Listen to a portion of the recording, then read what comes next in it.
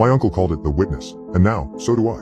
When I was a little girl, my parents weren't what you'd call happy in their marriage, so I ended up spending a lot of time with my uncle. Whenever it looked like a fight was brewing, my Uncle Noah would sweep in and take me for a week or two while Hurricanes Jack and Twila threw down. It spared me a lot of the stress most kids suffer in a breaking and broken home. I got to skip the fights and still come back for the reparations. Many an ice cream dinner and surprise game system came from this fractured dynamic, and it wasn't until much later that I realized how unhealthy my family was. And that was only after Uncle Noah disappeared. Uncle Noah was a collector. He had the usual obsessions like art and artifacts, but he had limited the scope of his interest to the occult, which made his collection especially intriguing to a child raised on Tales from the Crypt and Goosebumps. He had a Thames with intricate hilts displayed behind leaded glass, a deck of tarot cards locked in an airtight and bulletproof case, a crystal goblet nestled in a case of Bristol blue glass filled with argon, and countless books, in piles, on shelves, and locked up in iron-banded chests. It was a mystical paradise. Every time I'd visit he'd have a new piece for the collection and a story to go with it. "This is a portrait of Mother Shipton," he'd said of a painting he'd acquired when I was 10. A clairvoyant from the 16th century. "It's the only known portrait of her to exist in the world." I'd recoiled from the exquisitely disfigured woman detailed on the canvas, but listened with rapt attention as he'd recounted what he knew of her life and prophecies. His house was filled with glass cases, locked shelves, and curio cabinets packed full of arcane objects and the tales to go with them.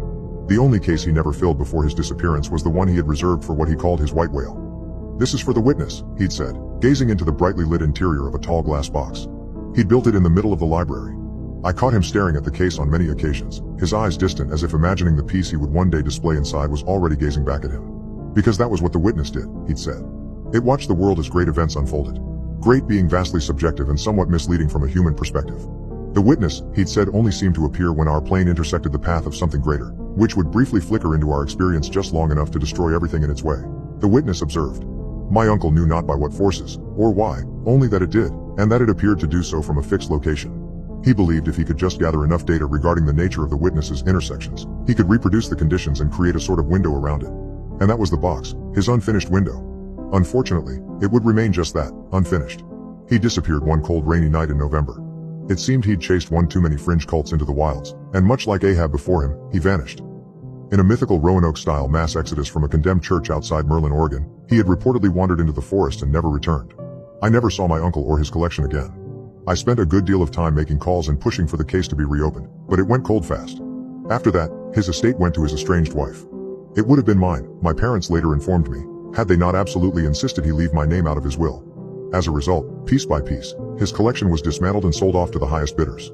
All I had left of him was an old silver pendant he told me would keep us connected, no matter the distance, and a collection of non-occult books he'd gifted to me over time.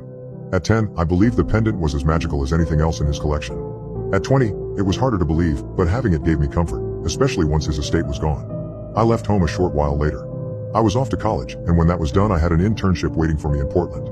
I didn't stick around to feel the effects of my parents and their slow descent into madness or divorce.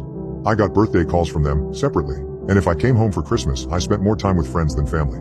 My uncle had been the only family that mattered, and with him gone it seemed like there was little point in pretending. A reality my parents never tried to contest. After college, when I had quiet moments to myself again, I thought of him. He was with me whenever I picked up a new book about the supernatural, or stopped by an antique mall to browse. It was silly, but I always hoped maybe some piece of his collection would resurface. I knew nothing would. I knew everything had gone to private collectors like him and that no collector in their right mind would part with anything they'd managed to get a hold of, but the act of looking, of feeling like the next stall over might have some familiar artifact of occult significance, helped fill the void he left behind. All it would take was an afternoon trailing my fingers over countless mixed antiques, the silver pendant warm beneath my other hand, and I could feel him with me again, his memory lingering in my mind like an oversized hug. And I'd give the silver pendant a little squeeze, like I was hugging him back. After that, I'd spend the rest of the day in a hazy afterglow of bittersweet nostalgia nestled in a bed of inner peace.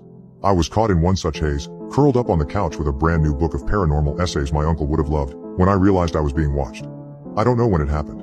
I saw no movement, heard no sound. I just became aware of him crouching in the corner behind the old black iron wood stove in the corner, his head resting against the rough stone surround at an uncomfortable angle. And he watched me, with vacant lidless eyes far too big for his pallid face. He, I say, though I have no way of knowing.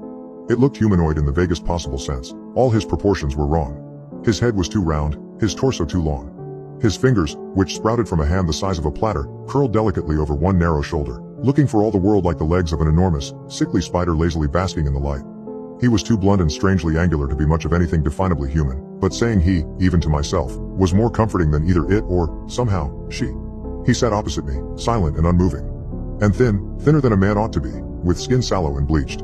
The waxen flesh, stretched tight across his wiry frame, was the color of missing teeth and old, broken bones. Only the papery thin rattle of his own shallow breathing told me he was anything close to alive. He was just as my uncle had described him. The seconds ticked between us, counted by the old grandmother clock on the wall, and he did not move. Minutes came and went in silence. Then, all at once, he let out a tremendous wheeze, startling me as his whole body shuddered and drew inward as if he were on the verge of imploding. I waited, tense and horrified, for the wet crunch of snapping bone, but it never came. Instead, he slowly relaxed back into his former position, his eyes never straying from mine, nor mine from his. I was as much frozen by curiosity as I was genuine terror. If this was my uncle's white whale, then I was in the greatest and most existential danger of my entire life. If it wasn't, then I had no clue what I was facing, and that was just as overwhelming to contemplate as whatever he might have been there to witness. Something about him struck me as familiar though. Maybe it was because Uncle Noah had spent so much time regaling me with stories of the creature, filling my mind with so much information that I couldn't help but feel as if I knew him on a deeply personal level. I don't know. But whatever it was, in the hours we spent locked in each other's gaze, I felt a bizarre surge of unexpected affection for him. Something in his protruding eyes sparked it within me. And though my anxiety never diminished, I fought the urge to run into his spindly arms and never let go. And maybe I imagined it. Maybe I wanted it to be true, so I dressed the memory up to suit my desires. But I thought for a moment his hand had shifted, as if resisting the urge to reach out to me too. Night descended and only the wan light of a table lamp continued to illuminate the two of us, throwing the jagged contours of his face into sinister relief. Some primal instinct screamed at me to flee, igniting my nerves as shadows crept outside my window, darkening the living room around us. The floorboards shifted behind me. For the first time since I'd noticed him, his gaze left mine, settling on a point somewhere behind my right shoulder. I lived alone. No pets. No lovers. No guests beyond the witness curled behind my stove. But we were not alone. In the thundering silence that followed, he finally spoke. My uncle never mentioned him speaking, or even being capable of speech. And if he was at all capable, then it didn't sound like it was natural. His voice came out like a swollen window forced to open against its will, offering me just one word, just one warning: run.